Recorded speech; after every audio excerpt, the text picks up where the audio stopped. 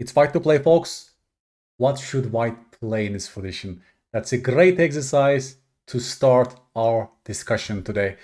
We're talking about a crucial step that most beginners and club players omit altogether. I'm talking about the goal setting process in calculation, folks. When you look at a position, you should orient yourself by verbalizing it to the core elements. You should speak yourself to the position a little bit before you jump in and calculating random lines. That initial step, maybe 1 minute, will give you so much information and strategic guidance that will shape your candidate moves. Most players never go through this step, partly because of their lack of strategic understanding and vision, right? When you have no strategic understanding, then maybe there's nothing to think about. That's probably what they are thinking. Then they are like losing themselves in some random moves, checks, captures, threats without any information about what the position demands from them. What is the most interesting imbalance in this position, right? So this step is crucial for masters, as you know, right?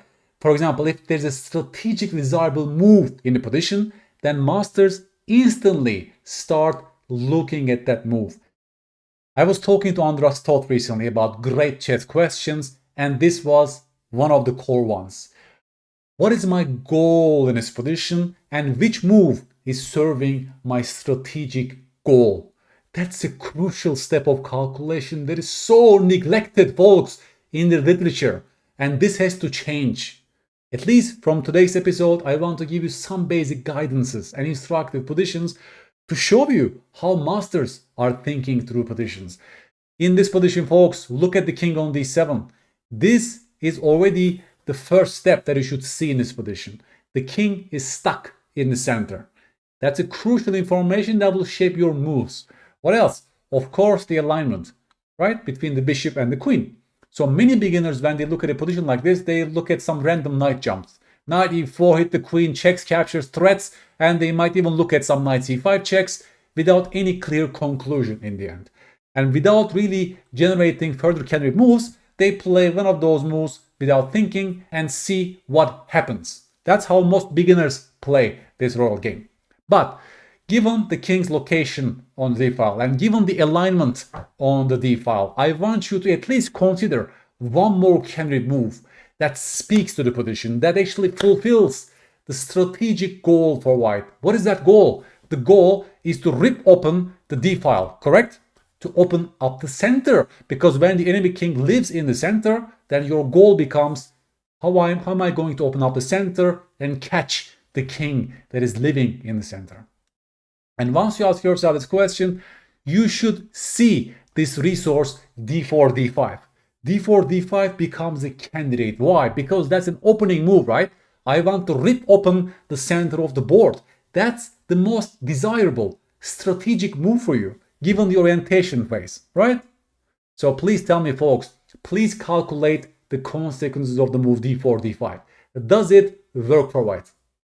And you're a great player if you came up with the whole idea and line of c takes d5. What's your next move, folks? That's also very important, of course. Knight takes d5, hitting the queen and using the fact that the queen cannot really capture that knight on d5. Because if they do so, they are now having this alignment on the d-file, simple bishop c3, and white is winning the queen and the game. Only 3-ply calculation, by the way, minimal calculation, right? This d5 doesn't involve deep calculation. That involves you look at the entire board and come up with a goal state first, and then shaping your candidate moves accordingly. If they take on d5 with this pawn, nothing changes. You open up the d-file, you will catch the king that is living on the d-file, right? The king is not feeling any safe after the move d4, d5. Superficially, the king looks very safe right now, right? Hey, everything is closed. The center is closed. Maybe they will play this, and the king will be safe. But a single tempo is everything in chess. d5 explodes the center, and tactics are working for white to support this strategically desirable move. Okay? So any move. Well, this doesn't work, this doesn't work. If the queen drops back, then you can take on c6 with check, followed by bishop e3 check, right? using this alignment, knight e4, things are collapsing. It's all about the king in the center, right? The story of this position, folks, was to be able to see the king living in the center and shaping your candidates accordingly. If you never take this first step, if you never orient yourself to the essences of the position, then you jump in, you look at random moves, single cheapos, attacks, threats, without any further analysis of any other candidates or anything basically, right? In this video, folks, I will show you so many nice examples where you're making a plan in chess. Also, a great final puzzle is a homework that will reward you, basically, right? So let's continue with this puzzle, folks. White to play. This was part of my course on Chessable, the art of multi-purpose moves. I want you to first of all observe the big picture, take a step back. What are you seeing in this position? White sacrificed the pawn, but black is now having a king in its center, correct? Just like in our first example, the king is living in the center. So in those moments, what is desirable for us? Of course, is to keep everything open. Open up the center as soon as possible. Try to catch the king before they can consolidate. So, which move is giving us that, folks? Which move is intensifying our pressure in the center and we are opening up more lines and activating more pieces? If you think d takes e5, that's already good. But the next step is very important right now, folks. What is the next step? I want you to again ask yourself the same question. How am I going to rip open the center and activate all my pieces? Then you start maybe looking at this rook on f1. That will be a lovely thing for us to be able to push f4, pawn break, to rip open the center and also activate my rook on f1, correct? f4 now becomes the major pawn break for white to open up the center. Thus, you need to move your knight, okay? That is shaping your candidates. Where should the knight move then? Which square do you think is the best for this knight, given f4 is coming next? Folks, knight d2 was the best. Congratulations. Why? That's a very multi-purpose move. First idea is to go to b3 and trap the rook on b2. And the main idea is, of course, is to rip open the center with the move f4. Hence, multi-purpose move, right? Beautiful. Black has to lose time to safeguard the rook, but then comes f4. See how white's play is planful in this position. If black doesn't take, if black plays knight f6, then you take and you show the second point of the move knight d2. Now black can no longer hold the pawn on e5. This rook is beautiful, the queen is beautiful, and the king is suffering on e8. Correct? You can take on d6 twice and everything is collapsing for black in this position. So after f4, black takes on f4, you take back. Open the f-file again, and the black pieces are still sleeping. White has improved tremendously. Knight e7, folks. Continue, please. So, apply the same process, please. What is the desirable move for white here? Yes, my goal setting is telling me that I have to open up the center even more. So I go e5. If they take me, then I'm very happy, right? This has become open, e-file become open, f also become open, and this king is crying on e8, basically. So after e5, d5 is the only move. Black needs to keep things closed as much as they can. And now again, folks, another beautiful puzzle for you. White to play. Please ask yourself what the goal is. What is your goal state here? Given checkmate ends the game, given the king's safety is the most important aspect of this game. Yes, your goal is to open up lines, clear the e-file. Thus, you play the move e6. Right? If you don't play e6, then they will play bishop e6 and they will blockade that pawn. Beautiful sacrifice, long-term positional sacrifice, and now this rook got happy and the king has become much less secure, right? It's a beautiful game, folks. It's a beautiful game that shows us how the goal setting is shaping our calculations. Queen e3 is beautiful. The knight is pinned. Look at the black pieces, folks. And the next phase begins. They have to stop the move bishop g5, otherwise the game will be over, but black is losing more time. This knight is the worst place piece. How do we improve that knight, folks? Of course, knight b3. Suddenly, that knight can hop to d4 or hop to c5. The final piece joins the game. Black cannot consolidate. Their king is forever stuck in the center. Knight improves as well, guys. I mean, this is a beautiful game. Threat of this, it's a disaster. They need to guard against knight takes c6, but white can improve further, hit the rook, and even this next move is beautiful, folks. There are many ways for white to play this position, but I very much like the move bishop c1. The idea is, of course, to go to a3, to put pressure like that. You're also opening up the f-file for your rook, right? Another multi-purpose move. The bishop shifts diagonals while also activating the rook. Every single white piece is beautiful, beautiful pieces. And the thing is, just black has no defense. Bishop a3 is on the board. Look at this, folks.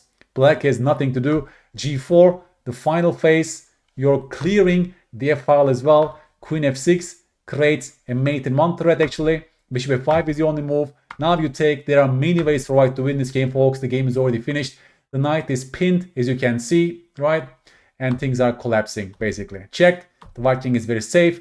And the final portion is this. I take on f8. Takes. Look at this.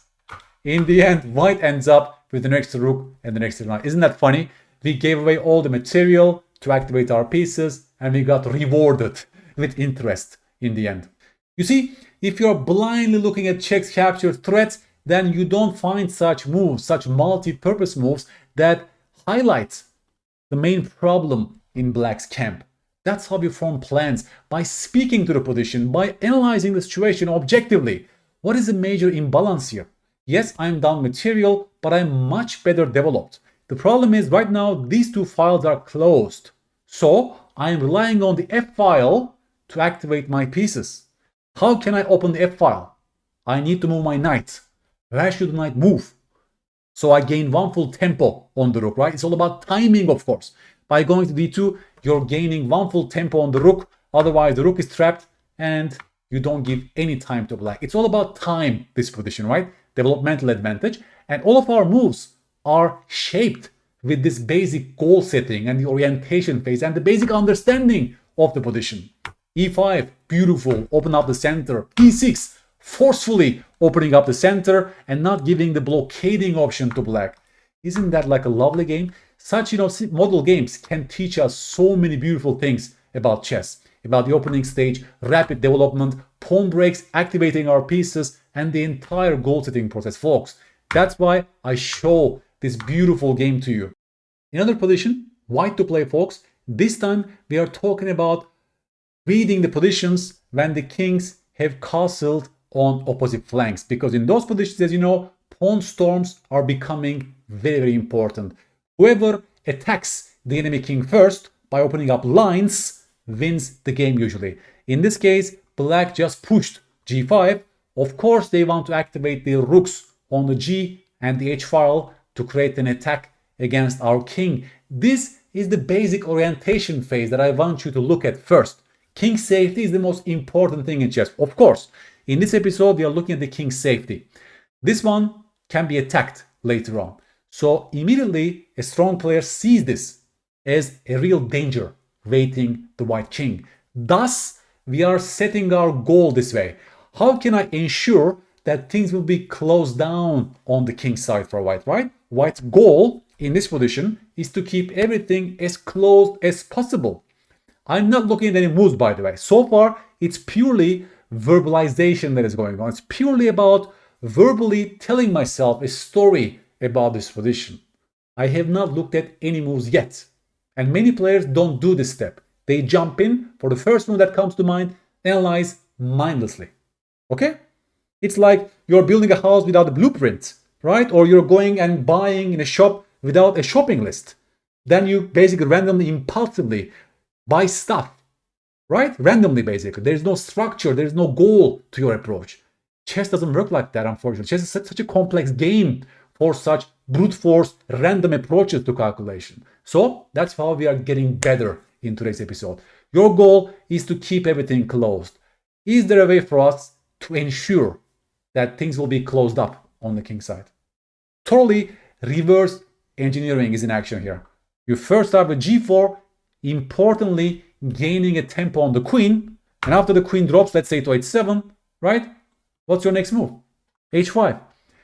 Three-ply calculation, short calculation ensures that things are closed down and those pieces are sleeping Those heavy pieces are sleeping. They cannot attack your king. By playing this way, you have safeguarded your king. It's a beautiful and clean exercise. It's totally to do with the goal setting, right? How reverse engineering took place here. My goal, which I verbalized first, was to safeguard my king by keeping everything closed. This shaped my search. This shaped my calculations entirely. I did not look at this, oh, checks, captures, threats. I should look at all my forcing moves at all times. No, that's a trial and error blind process that ensures you will lose on time, right? You don't find this move by a random search of forcing moves. No, completely incorrect. You find this move by setting your goal properly. That's much more efficient, folks. Think about that, efficiency-wise. This approach is much more efficient than brute force approaches to chess. And that's why I want to change today, right? Can you read the board properly? Of course, that's the most difficult step. When I look at a position like this, masters instantly understand the gist of the position, right? Given their experience, given their chunks and patterns that they built across years. But amateurs and beginners, they are looking at random things in this position. So that ability is also very important. How do you read the board? How do you understand that this position is totally about pawn storms and violence on opposite flanks, basically, right? That is shaping your entire move search. Beautiful. I will show you one more position, folks. This position, white to play, right? Try to apply this lesson I showed you today. This case, the kings have castled on the same flanks. It looks like a different position. I want you to observe the situation and please tell me whether a6 is a good move for white or not. I posted this on X recently, like an intuition test. I can even give you 10 seconds. Give yourself 10 seconds here, folks.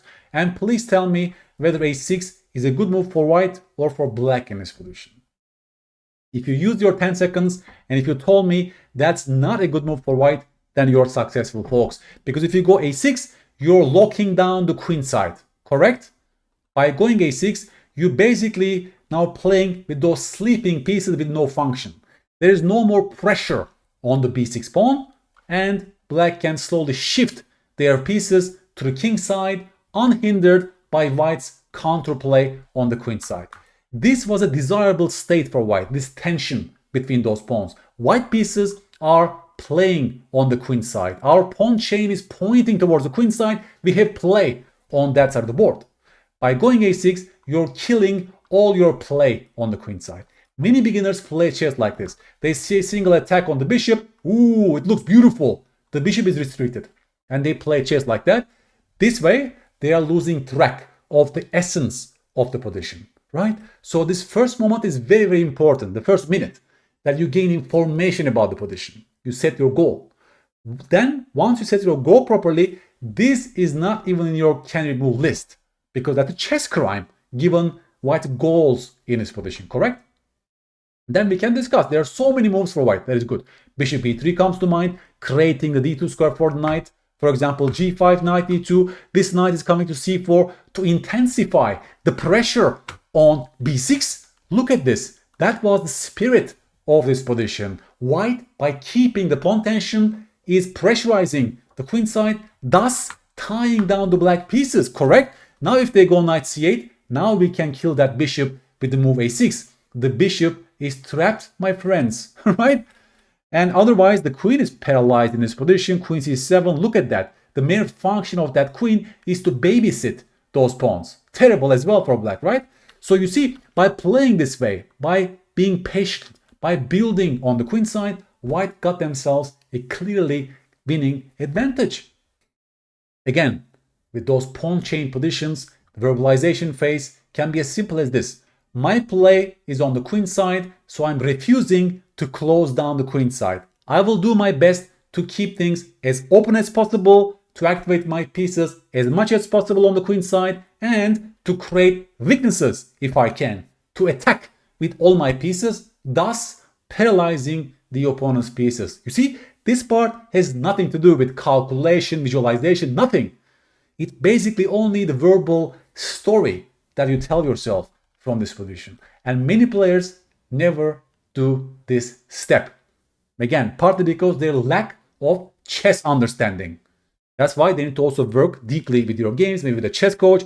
They should deepen their chess understanding. They should have some sort of yardsticks to evaluate positions. When they look at a position like this, they should identify which side is playing on which side of the board, right? Where are the plans that should play in general? Which sector, which segment of the board is our play in this case? Another very typical middle game position, folks, white to play. I'm sure many of you have intuition about this position, right? It can come from Nimzo Indian structure, for example. I want you to read the board properly, look at the imbalances, and come up with a plan. I want you to create a plan for white in this position, okay?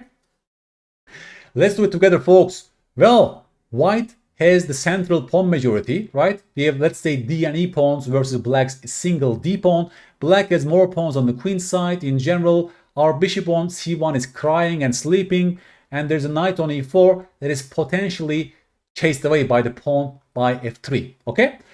We can also go C4 in this case to undermine that knight, but if you go C4, you're allowing the move knight B4, right? Very quick tactics to ensure that we don't want to lose our bishop like that. So I'm refusing to make this move.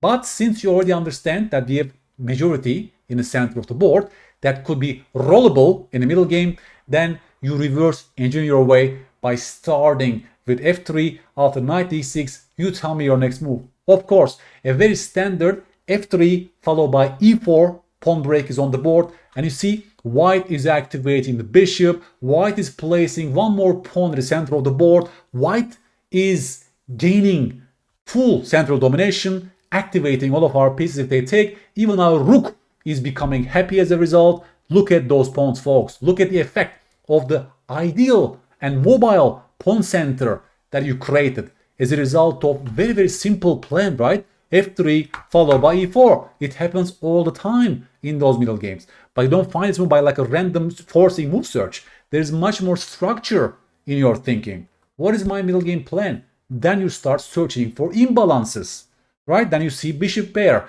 This bishop is unopposed. It will be nice to activate my bishop, right? So can I play E4 in the near future, for example? That comes to mind.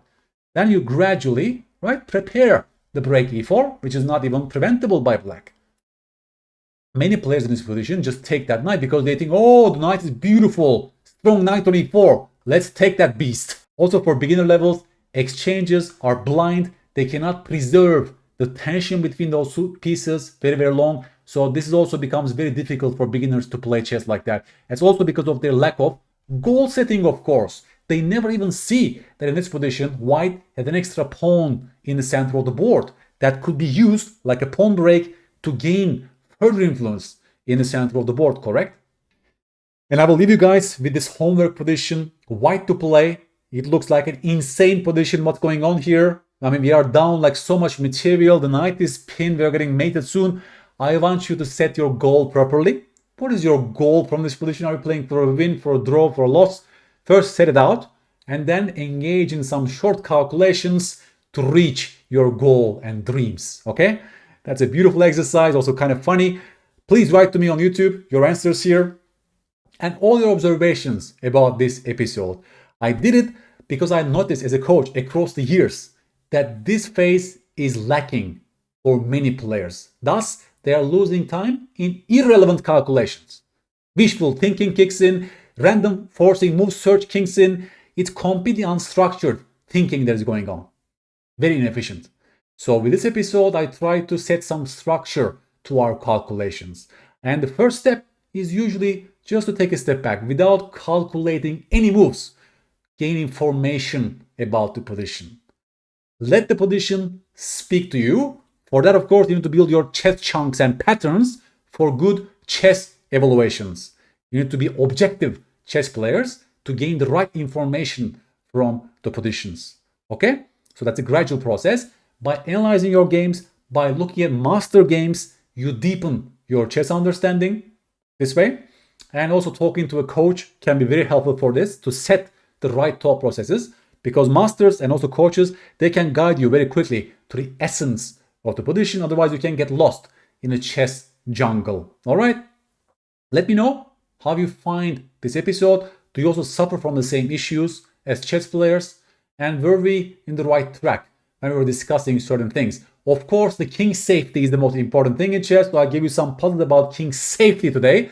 We can start from there basically, right? Once you observe the situation about the king safety, then certain moves come to your mind as natural candidates, either defensively or offensively, as we've seen in today's episode. Okay, folks, I will find you in the next episode. As always, please like and subscribe if you like it so I can keep on producing similar content for you. Thank you so much.